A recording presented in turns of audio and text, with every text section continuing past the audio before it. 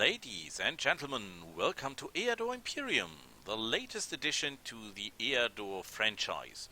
We all know Eador Broken Worlds, we know the add-on Allied Forces. Now we have Eador Imperium, which is actually a standalone, and it's beta, so no campaign at the moment. What's new? Well, there are new heroes and there are new units, and without any further ado, let's look at the new heroes. And here he is, the pilot. The pilot is a kind of crossover between scout and commander. He is a commander because he has the ability to reduce the army's upkeep, and he has the ability to get some movement bonus for the entire army. He is a scout because he has abilities or skills that allow him to get better at ranged combat. And I assume that he will be a specialist for crossbows, which actually means he trades range for armor piercing, which is a good choice. I already like that.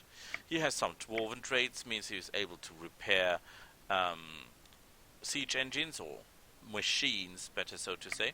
And he has the ability to fly, which actually means he cannot fly on the battlefield, but he can ignore neutral and enemy provinces like this and simply fly over them.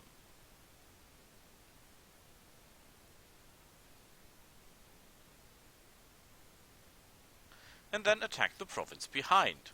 Or decide to fly over them as well and then attack the province behind that. So it's actually quite nice if you have some kind of defensive stalemate. You cannot push forward because the provinces directly in front of you are too heavily defended. But from my experience in Eador, that is not that necessary. This is a nice hero to begin with if you're looking for provinces with special resources. But keep in mind, in the beginning, your forces are rarely strong enough to take out a second ring defense, because the further you go away from your castle, the stronger the units and the more units each province will have to defend itself. So, for example, if you're attacking a first circle province, meaning it's adjacent to your home, there will only be 4 to 5 level 1 units. If you go one ring further, so it's 2 provinces away from your main province, there will be level 2 units, and there will be 8 to 12, and so on. So if that guy is so impressive, I'm not sure. I really like the crossbow, and I really find the idea of the flying thing very, very funny. Well, let's look at the next one. And here we are with the necromancer. The necromancer has an interesting ability. He's, for one, able to revive himself in the castle. Normally when your hero gets killed, you must take him back to your castle. That takes several turns, and then you'll have to pay gold and gems to get him back. This guy automatically resurrects himself after 5 rounds. Well, that sounds impressive, but actually you should not lose your hero in the first place, so I'm not a fan of that ability.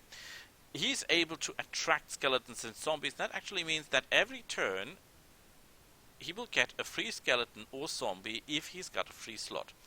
Now there is the problem. Zombies are slow and hard to train. Skeletons are fast but even harder to train. And if you're not exactly fighting a bowman, a horde of them, the skeletons will die pretty easily. He cannot be healed, the hero, but he regenerates himself a little bit. So yeah, he's basically a wizard already focused on necromancy. Nice idea, I'm not sure if it's that heavy. Well, let's see what else we got. And here we are with the sorceress.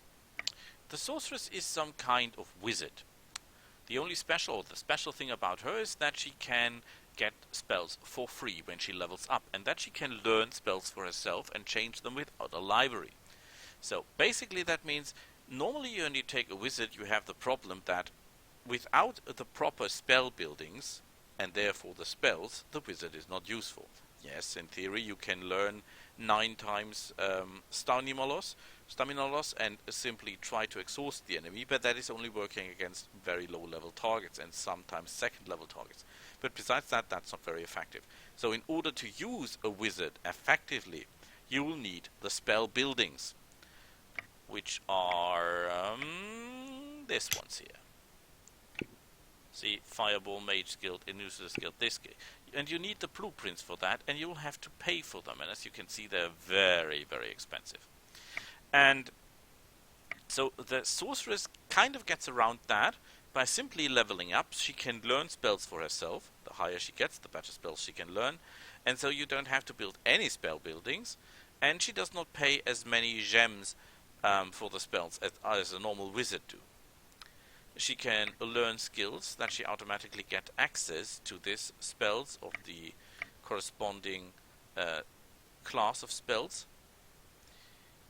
Create Gargoyle, wonderful choice, for example. Astral Energy, excellent choice.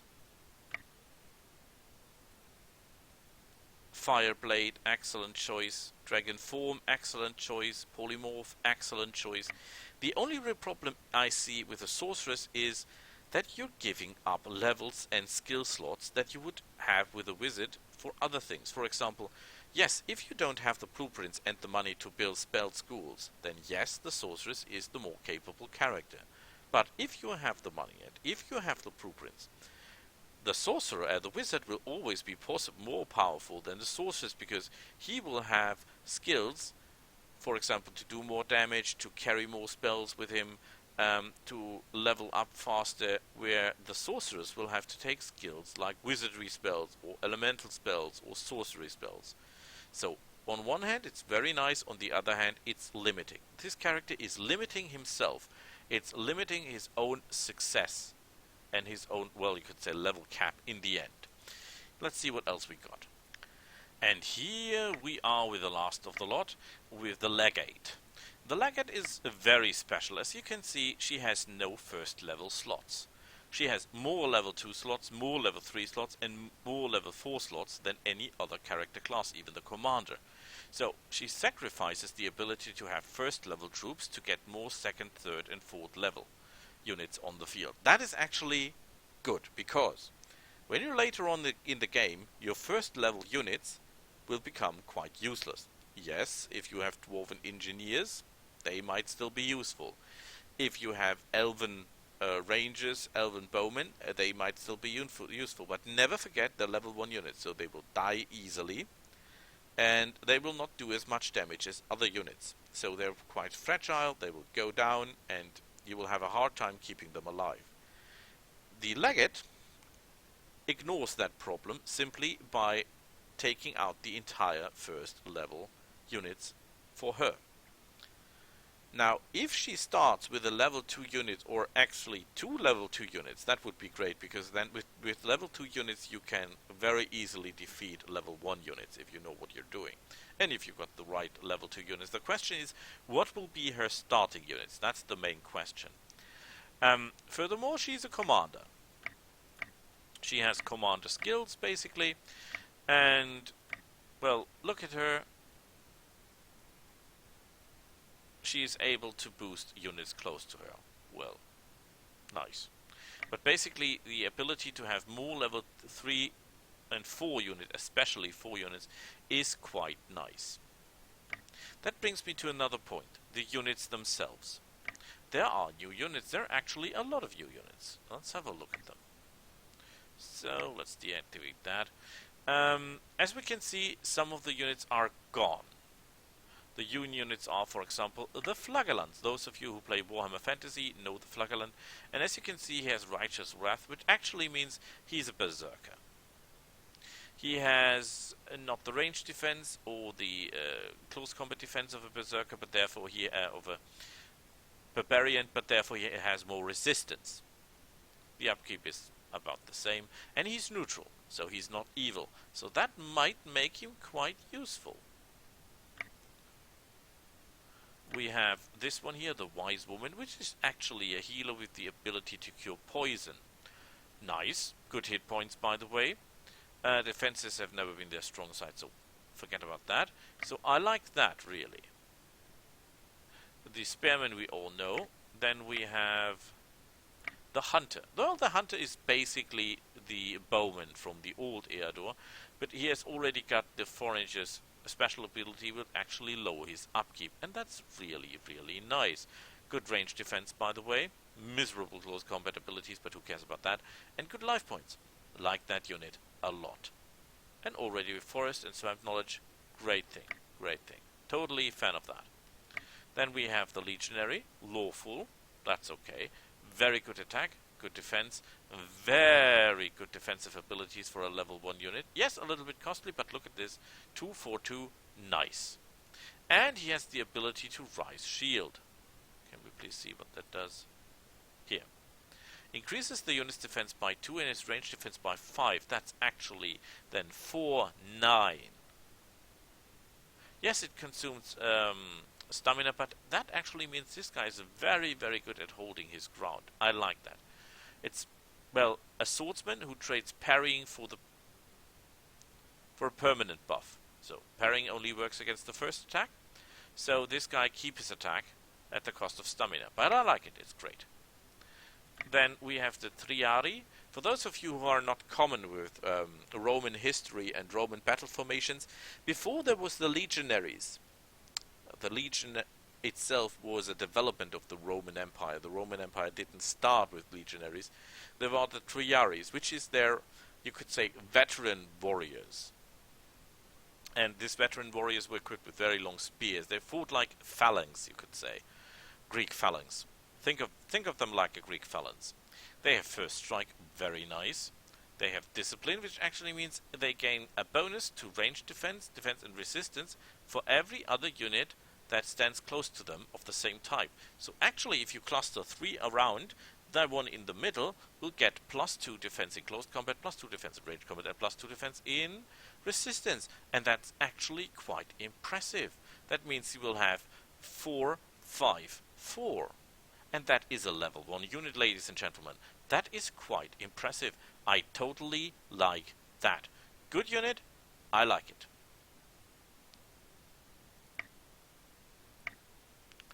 Then we have this wonderful guy here, the skirmisher. Well, skirmishers are basically the guys that throw stones and then run away when it gets ugly. The range is kind of bad. I agree to that, but their attack and defense or counter-attack abilities are quite good for ranged fighters.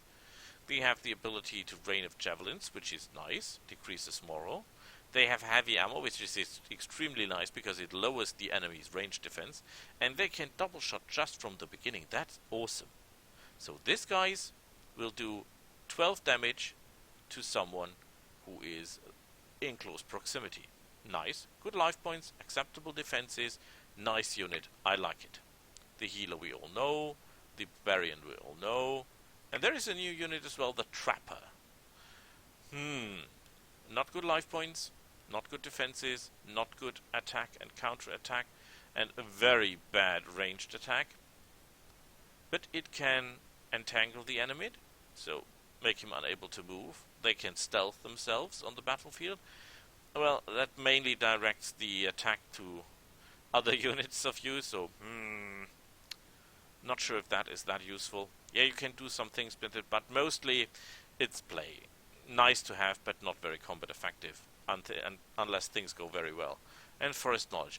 I'm not a fan of that unit to this point. And then we have the woodsman. Paralyzing poison. Woohoo! Immobilizes the enemy for 2 turns. Swamp knowledge. Forest knowledge. Very nice. Bad life points, bad defenses, good offense, very bad counter attack, good amount of ammunition, very low on damage. I'm not a fan of that. And the witch doctor. Well, kind of a shaman if you ask me. Restore strength. Yeah, well, not overly impressed by that one. Very bad counter and attack abilities. Resistances are okay. Ranged attack is, the range is, well, like the witch doctor. I like the shaman.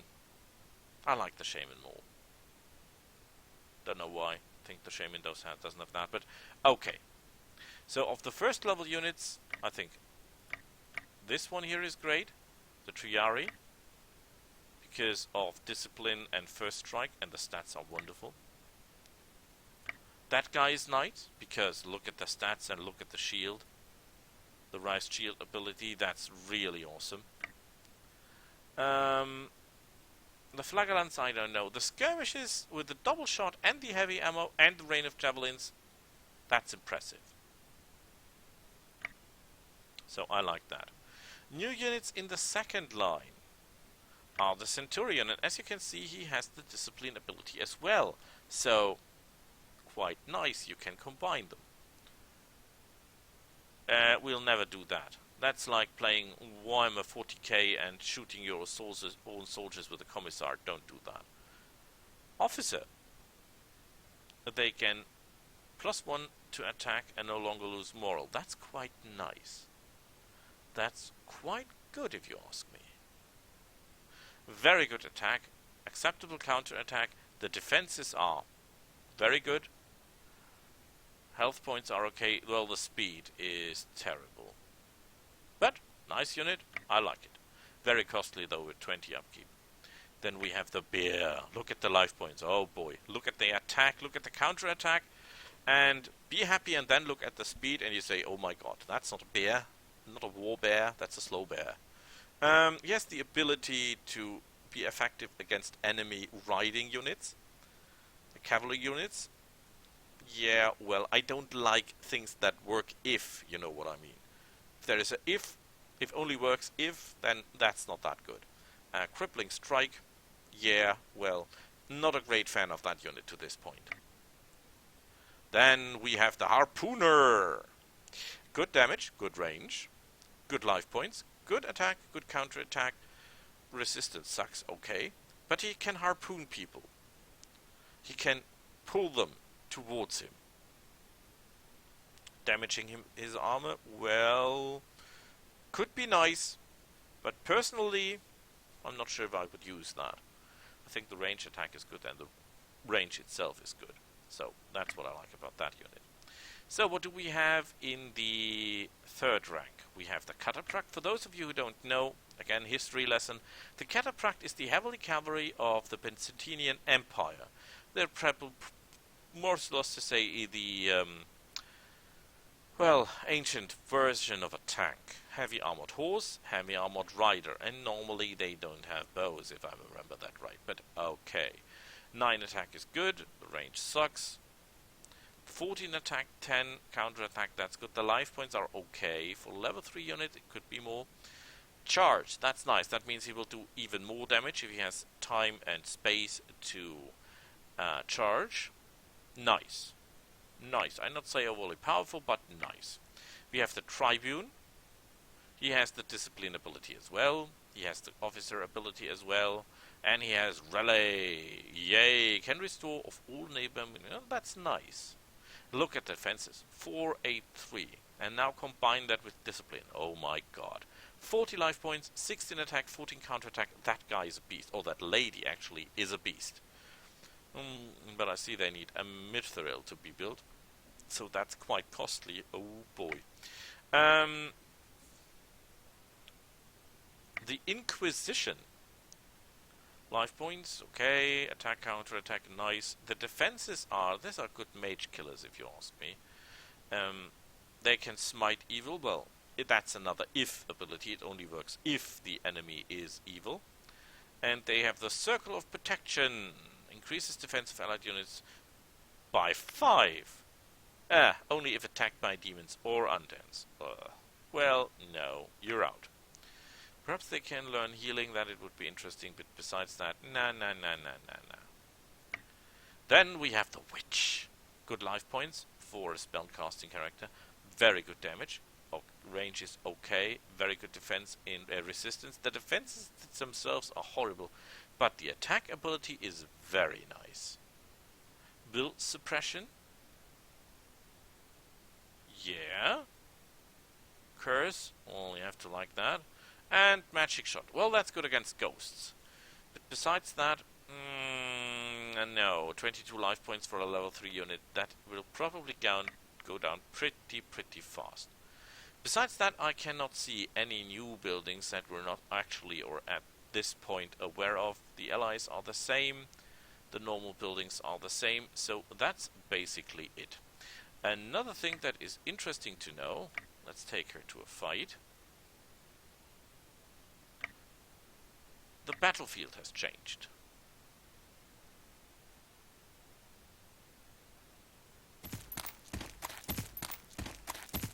Something I like a lot.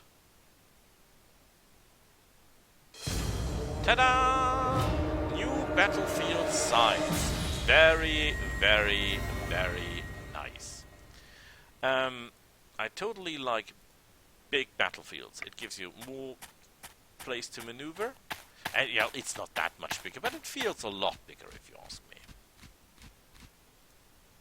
So I'm pretty sure, can you cast anything? Magic weapon. Yeah, why not? It will give him even more damage ability. He should be in range now. No, he's not. But I'm probably in his range. 1, 2, 3, 4, 5. No, I'm not. He will go, oh, no, he's not that tough. Well, he cannot damage me because my resistance is 7. You fool. What? You're telling me I cannot hit you? My range is 5. 1, 2, 3, 4, 5. Crap. Let's go a little bit on the offensive here.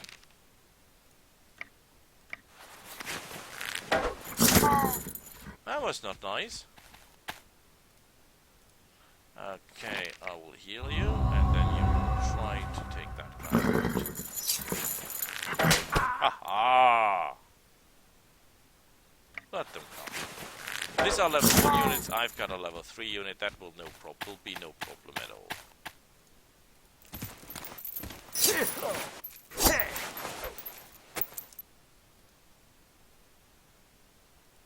Okay, that is a problem, because now the enemy is...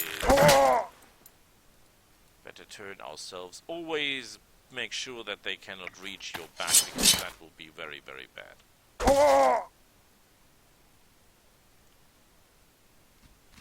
Yeah, well, that is not exactly standard for my fighting, but details.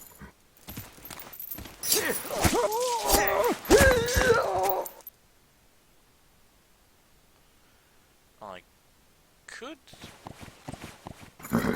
Yeah, why not? This guy has 2 life points, that means his offensive abilities are crappy, and my range defense is so good that he cannot hurt me anyway. So, why should I care about him?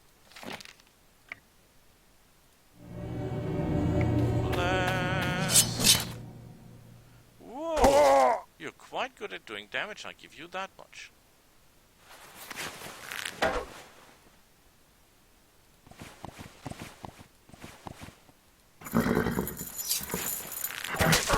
Down and... Well, not perfect, but okay. So, that was it for Eador Imperium. I hope you like it. As soon as the game is out and the campaign mode is usable, I think I will make another replay. I hope you enjoyed it. If you have any questions, just ask. If you want to see the Eador Broken World, which is already full in running, you can watch that in my channel. I'll hope we'll see each other again. Until then, bye!